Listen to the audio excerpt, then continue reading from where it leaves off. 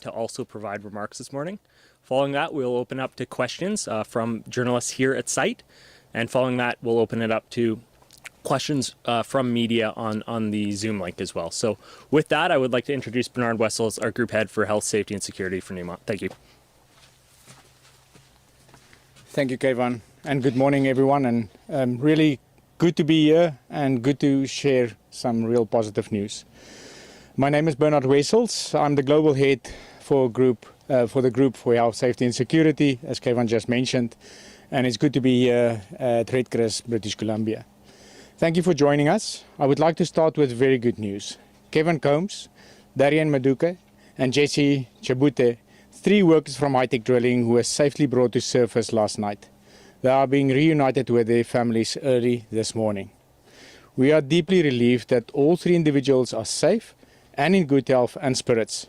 They had consistent access to food, water and ventilation whilst they remained in place and refuge chamber underground over the last 2 days. This was a carefully planned and meticulously executed plan, as I shared with you yesterday as well. At 8:30 p.m. last night, following the around-the-clock efforts, our specialized line of site scoop successfully cleared the fallen debris from the access tunnel. With the area stabilized, the emergency response team advanced across the impacted zone using equipment with an engineered falling object protective system. Upon reaching the refuge chamber, the team found Kevin, Darian and Jesse in stable condition. Together with the emergency response team, they returned to surface using the same protected equipment. Their arrival to surface at approximately 10:40 was a moment of relief and resolve for everyone involved. They are immediately supported by medical and wellness teams as we pre-planned. What the response has shown is that safety protocols work. Incredible that Kevin, Darren and Jesse did exactly what they were trained to do, and because of that they stayed safe for more than 60 hours until we could bring them to surface and home.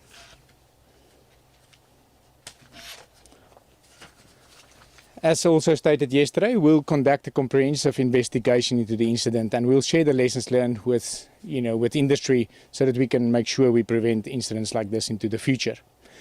We extend our heartfelt gratitude to the rescue teams and all those involved. This outcome is the results of tireless collaboration, technical precision, and above all, safety and care. We are proud of the culture of teamwork demonstrated from our team members at both Redcrest and Brucejack. But I certainly want to say my deep grateful for the on-the-ground support from our industry partners. Nutrient Potash Mine Rescue Team, Tyson Mining, Redpath, New Gold, New Afton Mine Rescue Team, the Tunneling Company and Timberland Equipment. They were all on site and with no hesitation prepared to support. We are also grateful for the support of the Talta Nation and the province who continuously were supporting us in this effort. Most especially, we thank Kevin, Darian and Jesse who have held hope and strength through every moment in this incident. We will never forget the courage they've shown or the unity that effort has inspired. So thank you for that. I want to hand over to Dwayne Ross, President of High-Tech as well. Thank you.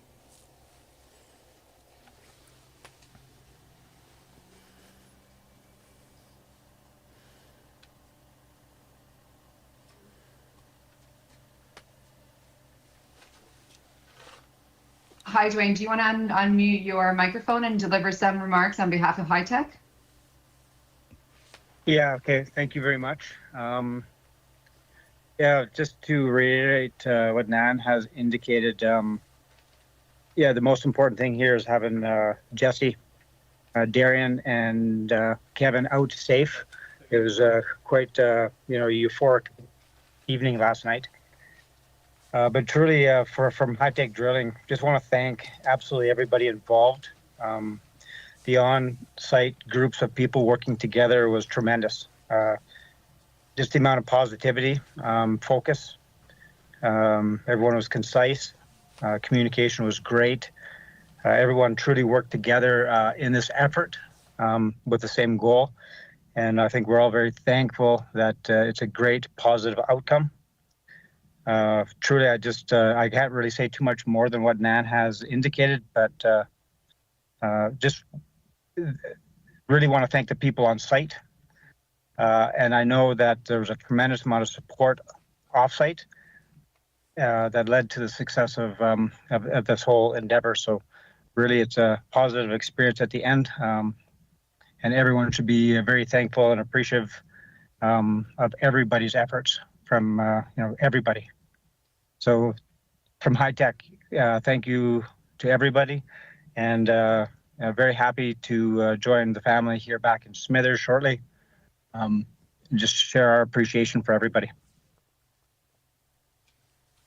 Thank you. We'll now open it up to questions.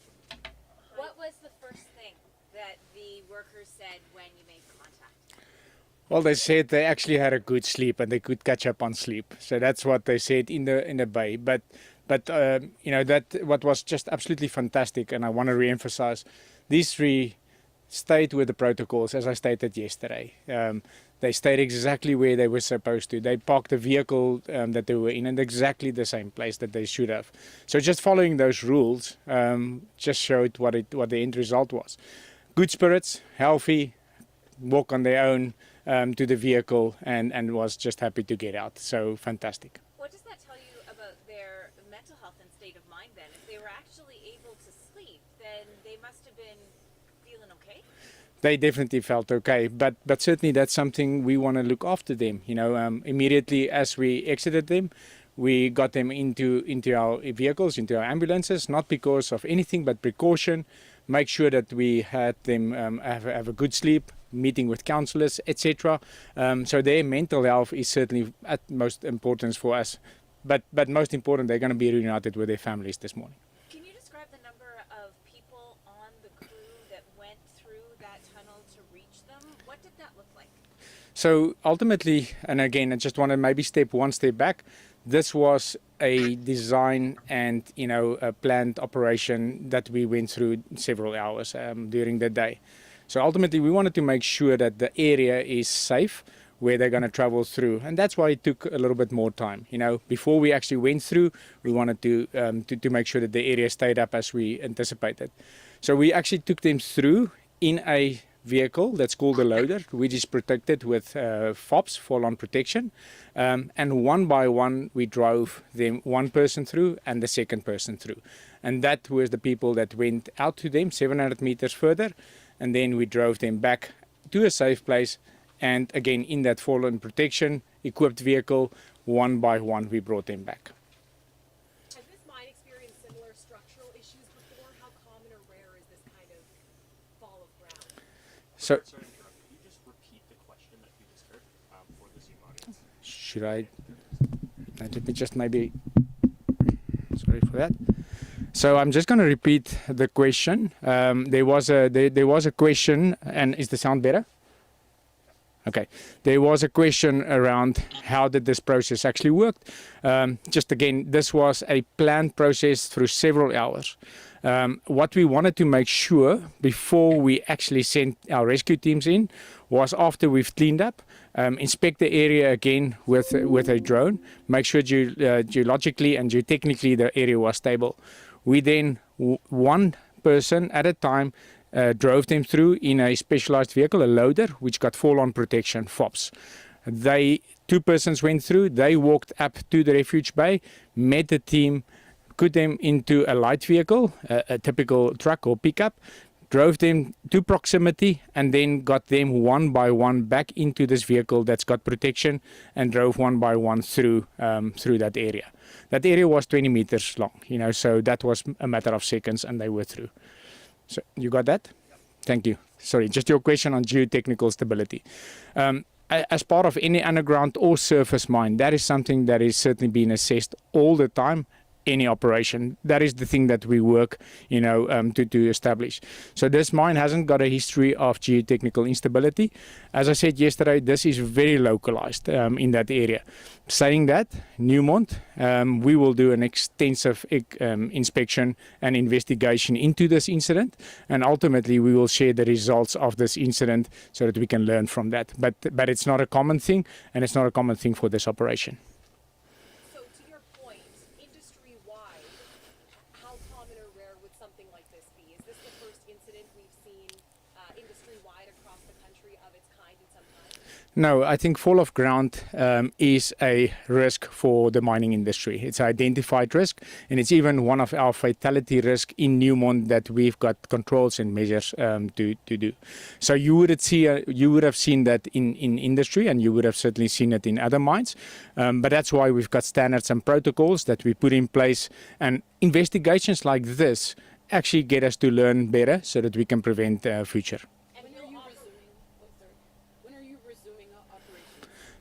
So operations on the surface, remember we've got the open pit mine and we've got the underground project. Those operations continue or are started up because it's really not related. The underground project will not start up until we have completed a full investigation on this incident, and we fully understand that so that we can build those lessons into the future. Do you have any concerns about these simultaneous operations given the situation that is right now? You've got the exploration work happening at the one site and the ongoing mine.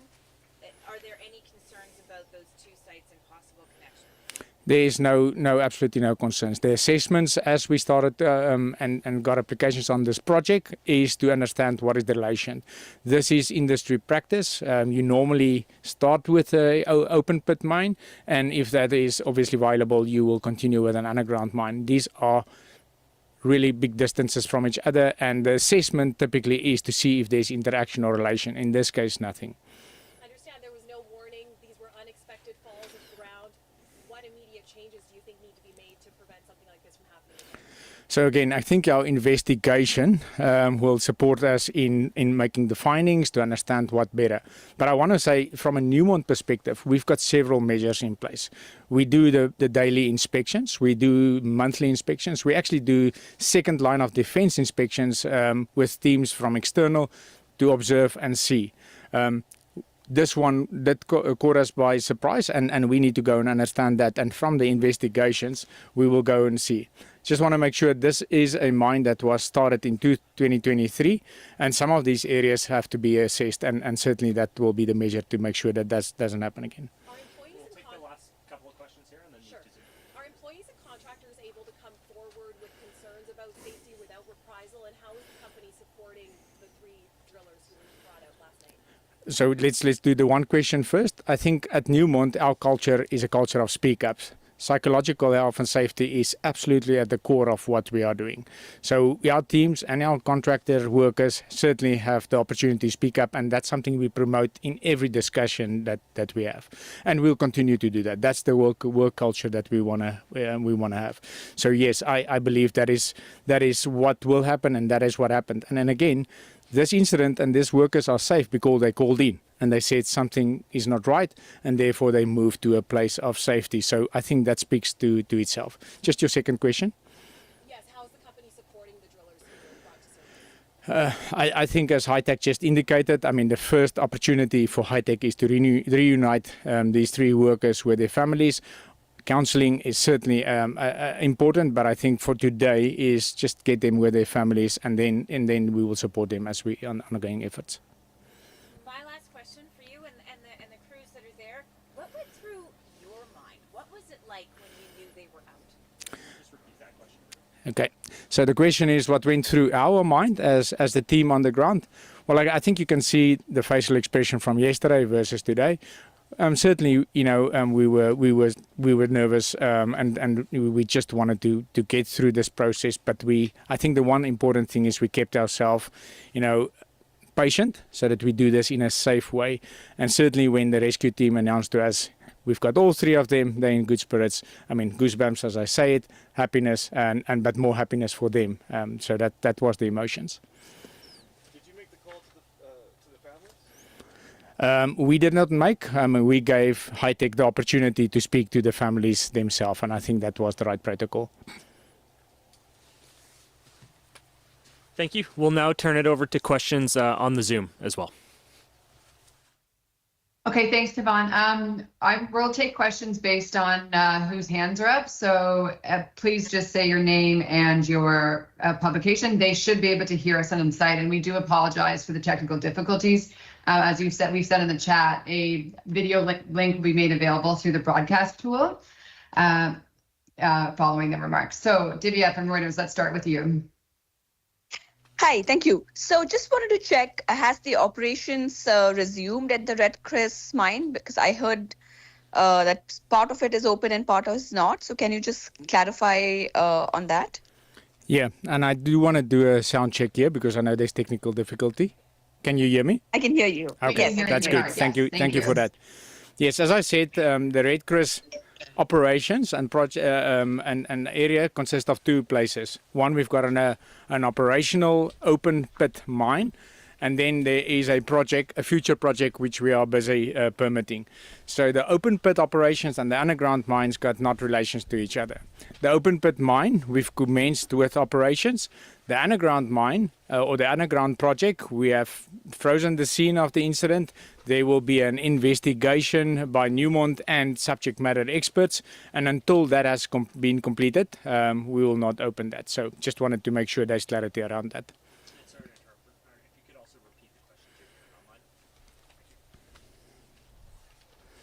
Shane Mercer, let's go to you. Yeah, hi there. Shane Mercer with Canadian Occupational Safety. Bernard, our audience at Canadian Occupational Safety are made up of people just like you, health and safety leaders, many of them in heavy industry like mining. What message can... Shane, you went on mute. Hi there. Can you hear me again? We can hear you now. Excellent. So, Bernard,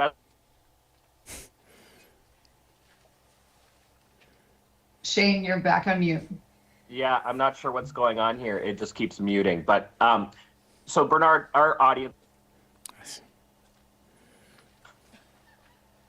technical difficulties. Bernard, do you have a message for health and safety leaders about this incident? Yeah, absolutely. And the remark or the question is, do we have any message from a health and safety perspective? Firstly, again, our first sort of just joy is that these people are safe. But if I sort of step back onto this, I think all credit... Nan, you're on mute now.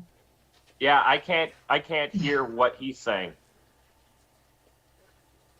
Bernard has to re-answer that question. And yes, thank you. Okay, can you hear me now? We can hear you now, so will you please re-answer that question? Yeah, Nan, I think you just need to, it's probably automatically going to mute, so just keep eye on that. I would say just the joy first that they are safe, but I think we need to give the credit to these three.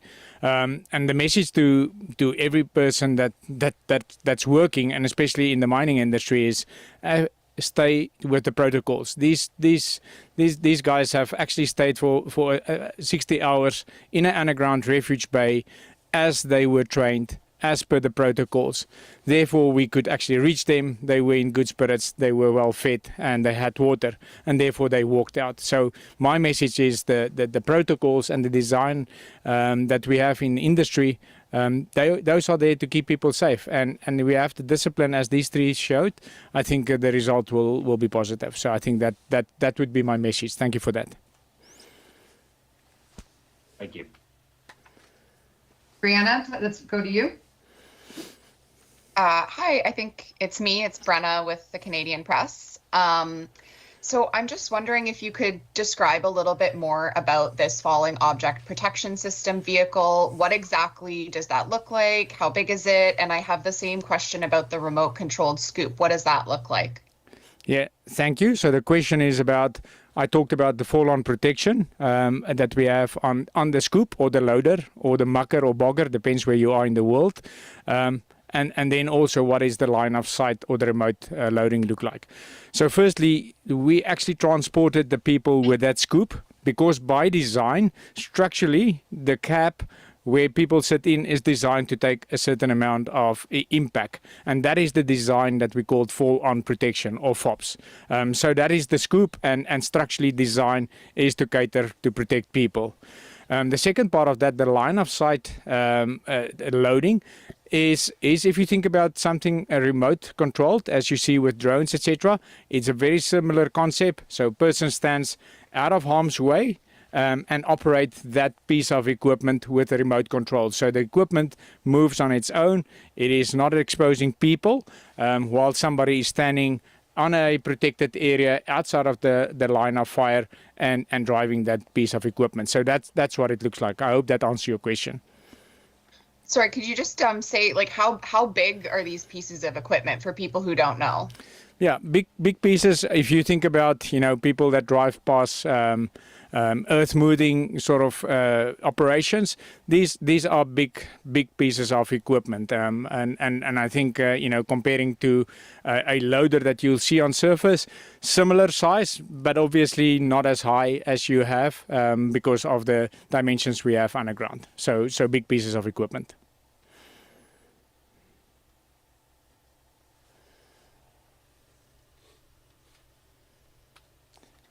Okay, thank you. Catherine, we'll go over to you next. Hi, Catherine Helmore with the Globe and Mail. I have a question. You said that the accessway was opened in 2023. Is that date correct? And how many other accessways exist as part of this underground project currently? And have there been any fall of ground incidents in any of the other tunnels we're talking about? Yep. As you would probably recall, Newmont acquired this operation as part of the acquisition of Newcrest. The previous owners, Newcrest, started the project, and that's the date that I've referred to, and that is a decline to access the underground resource of this project. So that is the first part. We are busy with that. Sort of getting the permitting for the project. So a lot of the work that we are now doing is the pre-work. Ultimately, there will be a second access as well into the underground workings. In terms of your question, have we seen other areas with fall of ground?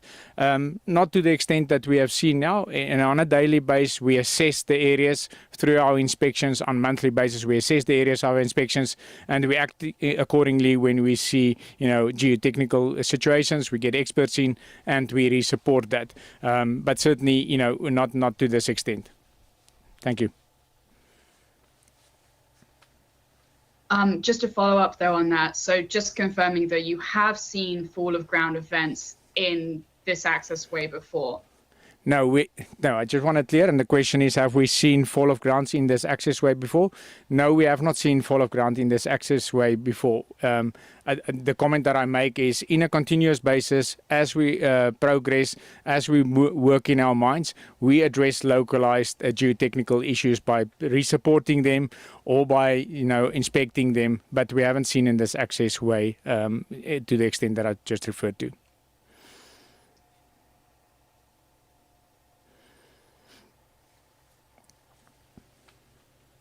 Okay, we have a question from Len at Sudbury.com. Len, I don't think you have audio. If you do, jump in. If not, I will ask your question. Okay. Was the drill crew doing exploration drilling in an older part of the mine? Had ground control, bolt or screening been done in that area where there was a fall of ground? Yes, thank you. And I'm not going to repeat that question, but I think just the question, well, let me do that. The question is, were they doing drilling at in an older part of the mine? I mean, this is a project, and it's certainly, as I said, it's sort of started in 2023. So it is a brand new project from that perspective. So older parts of the mine, there's not something like that, except that from something that happened in 2023 onwards. Yes, they are doing exploration, and to access the ore body, we develop, areas or drill platforms. We inspect those drill platforms. We make sure that those drill platforms are well supported, and that it would be the area that they have worked from. So I hope I answer your question. Okay, thank you. And a follow-up from Len is, can we confirm the communities where the workers are from? Yes, I think I would want to sort of maybe just hand that over to Ross, just to confirm the communities that they are in. Dwayne, are you able to answer that question? Are you still on the line from High Tech? Yeah, I'm still on the line here. I'm not positive. I just want to be accurate with all the information. So right now, I don't have positive confirmation on that. I would just like to answer that later. Okay. we will follow up with that answer. Thank you.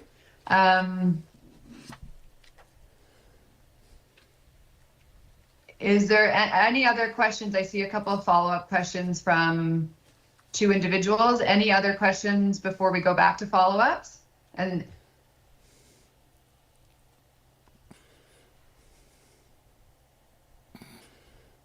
okay, Brenna, do you want to ask your follow-up question?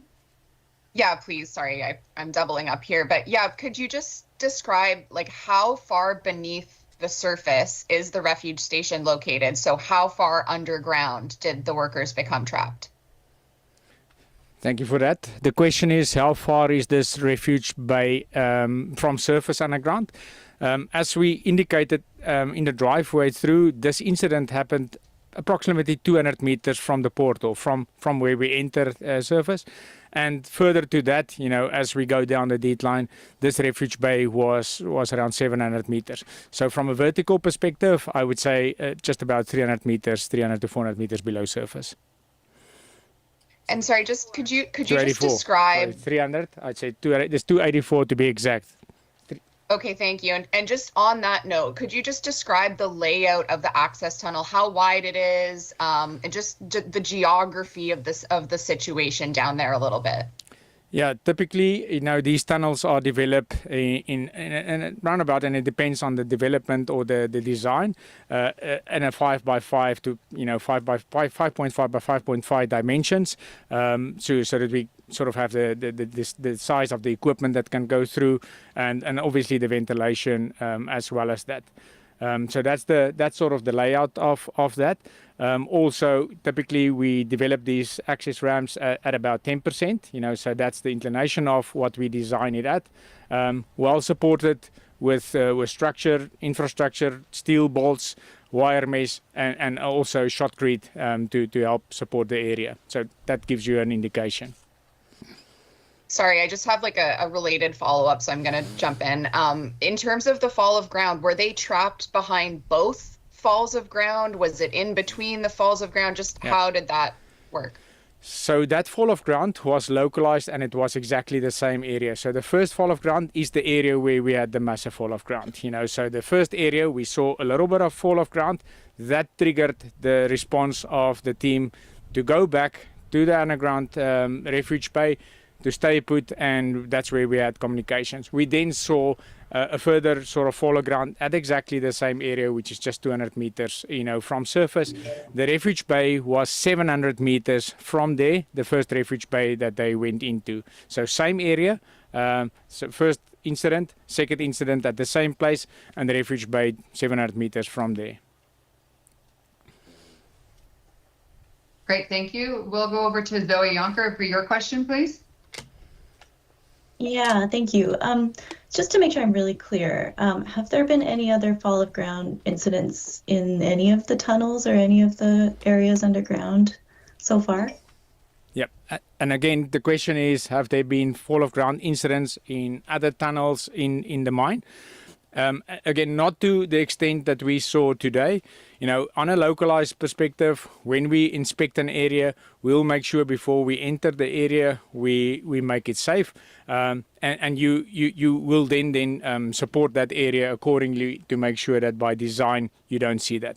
So the answer is no, not to the extent that we have seen in this incident, and specifically in this localized area. Bernard, we have a follow-up question on that. Would this fall of ground be classified as unexpected seismic event or rock burst? So the question is this a seismic event or a rock burst? No, it won't be qualified as a seismic event. We haven't seen any seismicity in this mine and in this area. This is, again, a localized, and we'll do the investigation to understand that much better. But I think we leave it at the investigation and understand that. But there's certainly no seismicity involved with that. Okay, thank you. And a question on the teams here. Are you able to speak to the psychological state of the three workers? Yeah, so as we met them last night, as I said, the first comment was, yes, we got a chance to pick up some of our sleep. Just from that comment, they were in healthy spirits. But I think you don't want to just take that, for granted. I think today is more important for them to spend time with their families, and we will certainly, have the available counselling and anything that they need from us as operation. But certainly they last night their spirits were really high and they were healthy. So I think from that perspective we felt good. But this is a major incident. People were 60 hours underground, and we need to treat that with the necessary sort of respect. Thank you, Bernard. We're going to do one last question from Catherine Helmore at the Globe, and then we'll close this off for now. Hi there. Thanks so much for taking another question. So just want to make sure I'm understanding the chain of events. So we have the workers down there. They sense that something has gone wrong when the first fall of ground events happen. They radio in and say they're going to the refuse station. If they were many hundreds of meters away from that fall of ground event when it first happened, how did they know that it was going on? Or how close were they when that happened? Thank you for that. The question is really about the sequence of events, and I think you described it right, but I will repeat that. Yes, there was a small fall of ground that was observed. They were quite a distance from there. I think, when it happened, this was radioed up. They was made aware. Then the communication was, let's investigate. Let's first understand that. Please go to the refuge bay that I referred to many times now, and go and wait until we know better. So they were never sort of in close proximity, but you can see it, if you just the size and the dimensions of the tunnel that I described earlier on. That is something when you drive close by, you will see that something lies on the ground. There's debris, or there's muck, or there's rocks on the ground, so they would have seen that, and that's the way that they have identified that.